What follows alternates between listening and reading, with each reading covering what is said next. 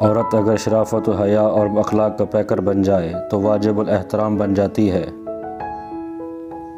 کوئی آئینہ ایسا نہیں ہے جس نے عورت سے کہا ہو کہ تم بدصورت ہو۔ عورت سے بے نیاز ہو کر زندگی بسر کرنا ناقابل معافی جرم اور فطرت سے بغاوت ہے۔ وہ جو عورت کی خواہش کے رخ کو قوت سے بدلنا چاہتا ہے بے وقوف ہے۔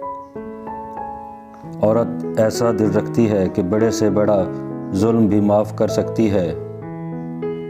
عورت اگر چاہے تو ہمیں صحیح راستوں سے گمراہ کر سکتی ہے۔ عورت ماحول کی سب سے بڑی رنگینی ہے۔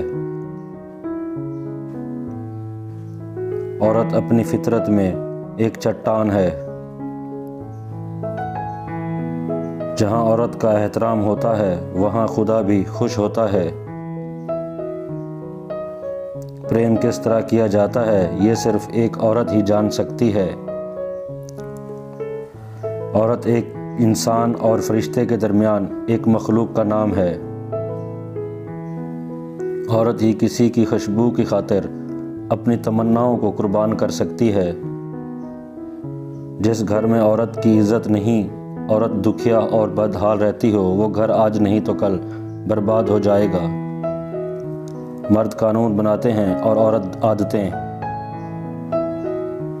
عورت اکثر اپنے دل کے مشورے پر عمل کرتی ہے، لہٰذا زیادہ غلطیاں کرتی ہے۔ عورت ایک معمہ ہے جسے آسانی سے حل نہیں کیا جا سکتا۔ عورت دولت کے لیے بازاروں میں زینت بھی بن جاتی ہے اور دولت ٹھکرا دے تو فرشتے اس کے دامن پر سجدہ بھی کرتے ہیں۔